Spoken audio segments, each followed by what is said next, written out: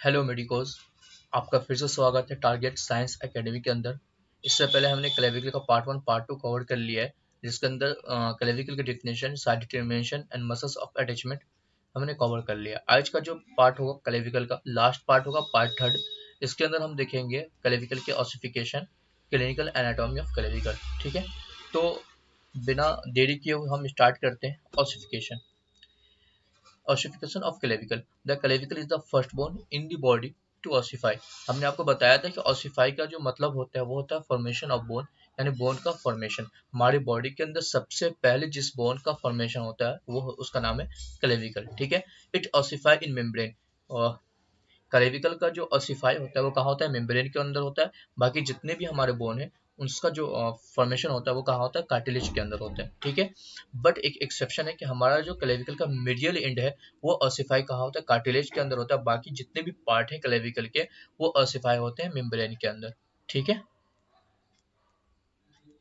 आगे हम देखते हैं। अब ossification centre of clavicle. Clavicle का जो ऑसिफिकेशन सेंटर वो हम देखेंगे। तो सबसे पहले साइट ऑफ अपीयरेंस, ये हमें कहाँ पर दिखता है? टाइम ऑफ अपीयरेंस ये कब दिखता है? Time of fusion. ठीक है, ये फ्यूज किस टाइम होता है ये चीज को हम देखेंगे। तो क्लेविकल के अंदर हमारा 2 प्राइमरी सेंटर होगा, जो एक प्राइमरी सेंटर जो है मिडियल इंड बनाएगा एंड एक प्राइमरी सेंटर क्या होगा? हमारा लेटरल इंड बनाएगा। कहाँ? शाफ्ट में। ठीक है, अब देखो 2 प्राइमरी सेंटर जो होगा ये 5 से लेकर 6 वीक में क्या होगा? अपीयरेंस हो जाती है। कब? इंट्रा यूटेराइन लाइफ में। ठीक है, ये चीज बात समझ में आ गई आपको। अब ये फ्यूज हो जाता है आपको 45 डेज में ही फ्यूज हो जाता है। कब? इंट्रा यूटेराइन लाइफ में। ठीक है, अब दूसरा है हमारा सेकेंडरी सेंटर। प्राइमरी सेंटर हमने देख लिया एंड देन है सेकेंडरी सेंटर। सेकेंडरी सेंटर कहाँ होता है? हमारा एक्सटर्नल एंड में होता है। ठीक है, अब ये जो अपीयरेंस होता है हमारा 19 से 20 ईयर्स में होता है, बट तो 2 ईयर्स अर्लियर होता है फीमेल के अंदर। ठीक है, एंड ये फ्यूज हो जाता है कब? 25 ईयर में। Centre at the acromial end. हमने एक्सटर्नल एंड की बात कर ली। अब एक्रोमियल एंड जो होता है ये ऑकेशनल होता है, ये कभी कभी ऐसा केस आ जाता है। ठीक है, अब क्या होता है इसके अंदर? ये एक्रोमियल एंड में जो सेकेंडरी सेंटर पाया जाता है ये अपीयरेंस होता है कब? 20 ईयर्स में एंड ये फ्यूज हो जाता है इमिड, मतलब कि बहुत ही जल्दी क्या हो जाती है? फ्यूज हो जाती है। तो अब हमने ऑसिफिकेशन में क्या क्या देख लिया?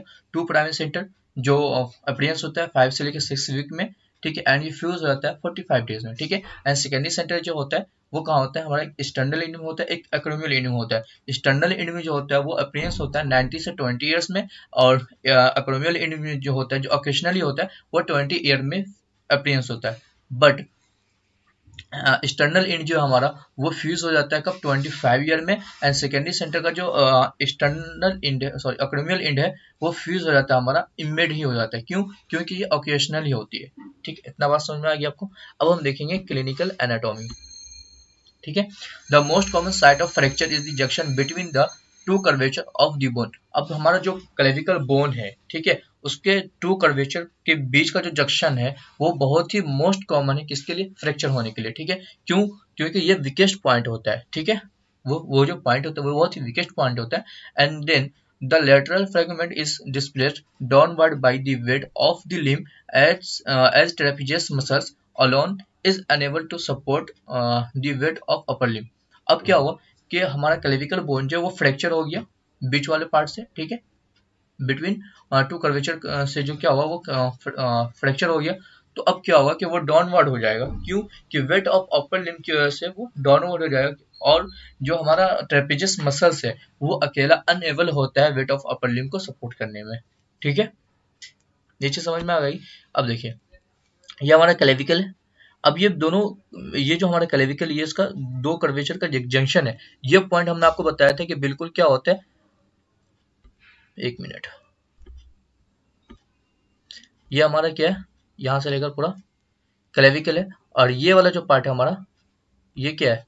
बहुत ही वीकेस्ट पॉइंट है, और ये फ्रैक्चर हो गया। फ्रैक्चर होने की वजह से ये जो हमारा अपर लिम्ब है इसका वेट ज्यादा होने की वजह से ये क्या हो? डाउनवर्ड हो जाता है, और ये जो हमारा ट्रेपेजियस मसल है ये अकेला अनेबल होता है इसको सपोर्ट करने में। ठीक है, ये चीज समझ में आ गई आपको। इधर हम क्या देखेंगे? Congenital anomalies. ठीक है, अब देखिए इसका मतलब क्या होता है कि इंट्रा यूटेराइन लाइफ में जब हमारे क्लेविकल बोन का जो क्या होता है? डेवलपमेंट होता है, तो उस डेवलपमेंट होने के दौरान कौन कौन सा लफड़ा हो सकता है, कौन कौन सी प्रॉब्लम आ सकती है, उन सब चीज़ों को हम कहाँ देखेंगे, कॉन्जिनाइटल एनोमलीज के अंदर। ठीक है, आपको हमने बताया था कि हमारे क्लेविकल के अंदर दो प्राइमरी सेंटर होते हैं, दो प्राइमरी सेंटर होते हैं। एक पार्ट जो होगा, एक प्राइमरी सेंटर जो होगा वो क्या बनाएगा, मेडियल पार्ट बनाएगा, एंड एक जो होगा वो हमारा क्या बनाएगा, लेटरल एंड बनाएगा। ठीक है, ये चीज आपको बात समझ में आ गई। अब क्या होगा कि इंटरनेशनल लाइफ में ये दोनों जो प्राइमरी सेंटर है ये थोड़ा थोड़ा क्या होगा, ग्रो होगा। मान लीजिए क्या होगा, हल्का हल्का ग्रो। तो ग्रो होने के बाद ये क्या होगा, ये दोनों आपस में क्या हो जाएंगे, जुड़ जाएंगे। ठीक है, ये दोनों जुड़ जाएंगे तो क्या होगा हमारा, फाइनली एक क्लेविकल का क्या हो जाएगा, डेवलपमेंट हो जाएगा।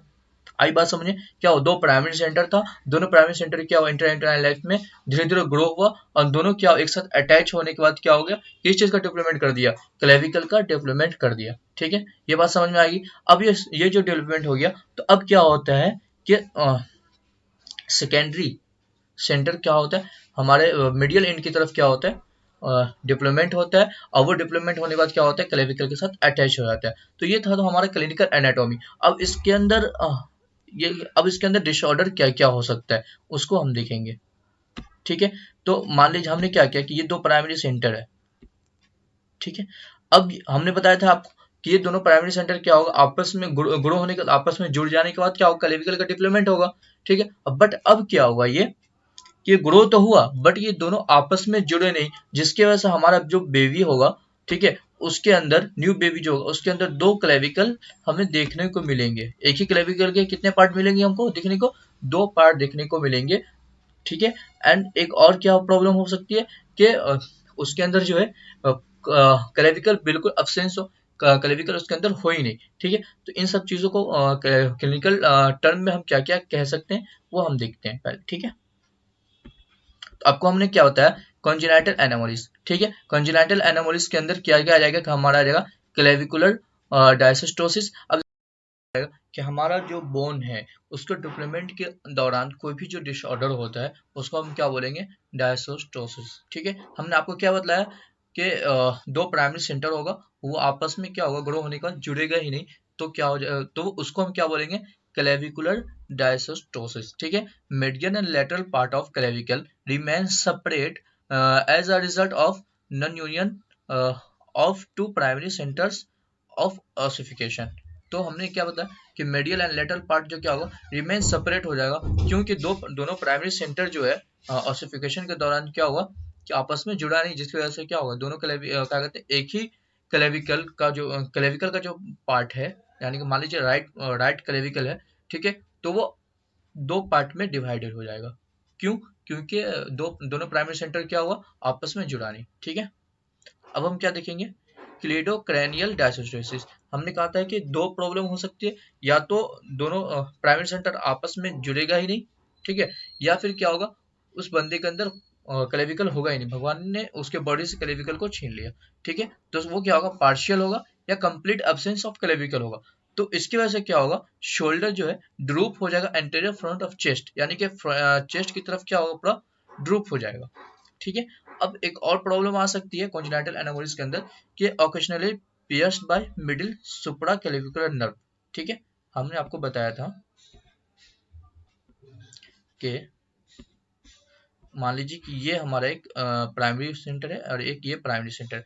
जब ये दोनों बोन जो है, सॉरी दोनों प्राइमरी सेंटर जो है जब ग्रो करेगा तो उसके बीच में मे भी ऑकेशनली हो सकता है, मे भी कभी कभी ऐसा होता है कि एक नर्व आकर के क्या है, फंस जाती है। उस नर्व का नाम है सुप्रा क्लेविकुलर नर्व। बस इतना ही इसमें हमको जानना था।